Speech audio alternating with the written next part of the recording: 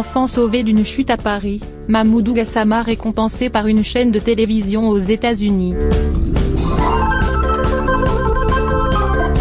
Déjà célébré en France et au Mali, Mamoudou Gassama s'apprête désormais à recevoir un prix aux États-Unis.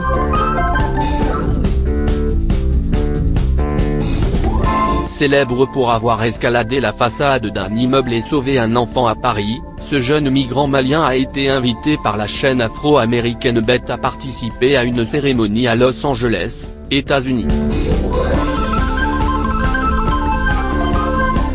Celle-ci récompense des personnalités dans plusieurs domaines, comme le cinéma ou le sport, mais elle distingue également des personnes ayant fait preuve de courage dans l'année, explique Le Parisien.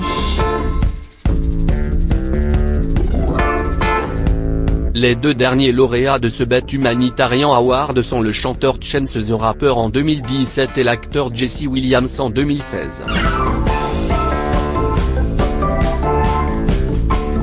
Par le passé, Mohamed Ali, Denzel Washington ou Harry Belafonte ont également été récompensés.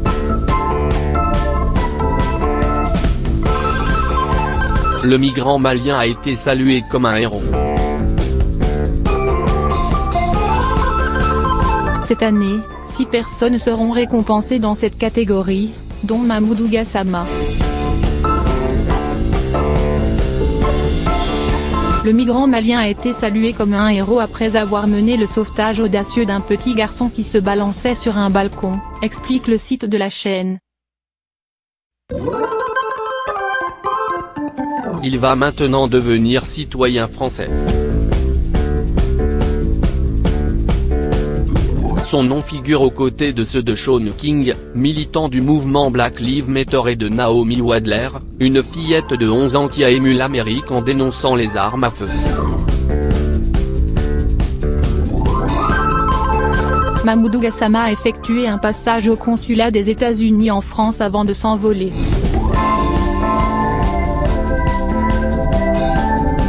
Surnommé Spider-Man sur les réseaux sociaux, le jeune homme de 22 ans avait reçu début juin la médaille Grand Vermeil de la ville de Paris, plus haute distinction de la capitale.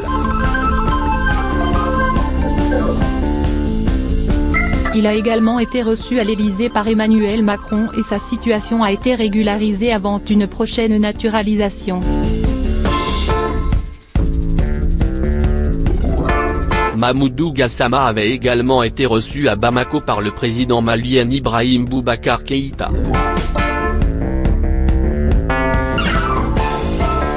Biographie de Mamoudou Gassama.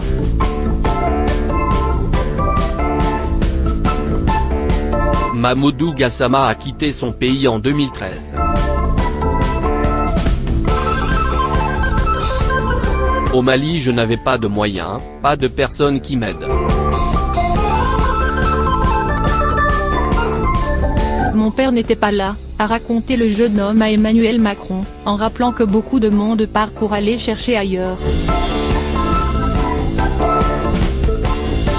Il emprunte alors, comme beaucoup, la route remontant vers l'Europe, Burkina Faso, Niger, puis la Libye où il a beaucoup souffert, alors que, pendant plus d'1 an, il survit en travaillant avec des amis.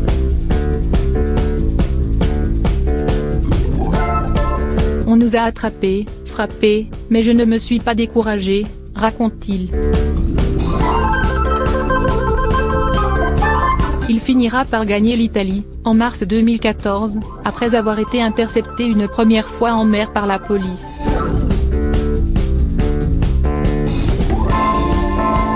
Mais je ne connaissais personne en Italie, a-t-il affirmé à Emmanuel Macron, en expliquant avoir voulu rejoindre son frère, installé en France depuis 20 ou 30 ans.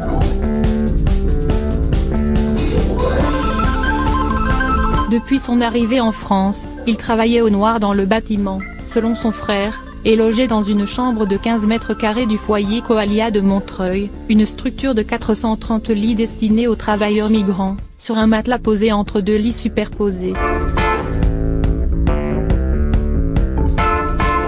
On est fiers de lui.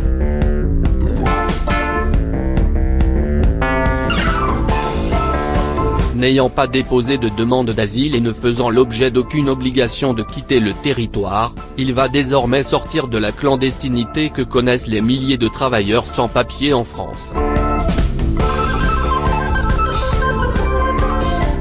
Les services de l'immigration vont lui donner un rendez-vous dans la semaine et lui faire une proposition de régularisation, après quoi il pourra demander à être naturalisé, précise-t-on du côté de l'administration. Il devrait également, comme l'a proposé Emmanuel Macron, intégrer le service civique des sapeurs-pompiers, qui ont déjà lancé un message de bienvenue sur Twitter. Monsieur Mamoudou Gassama partage les valeurs de la brigade de sapeurs-pompiers de Paris. Nous sommes prêts à l'accueillir.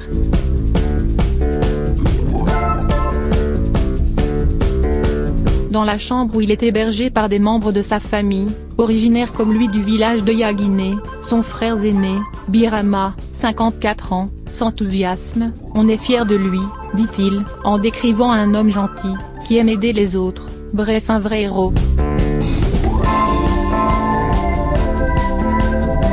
Il décrit aussi un sportif né, depuis tout petit, il faisait du football au village, glisse Birama. Son geste rappelle celui d'un autre Malien, Lassana Batili, un demandeur d'asile qui avait fourni des éléments clés aux forces de l'ordre lors de la prise d'otages djihadistes du supermarché hyper caché en janvier 2015.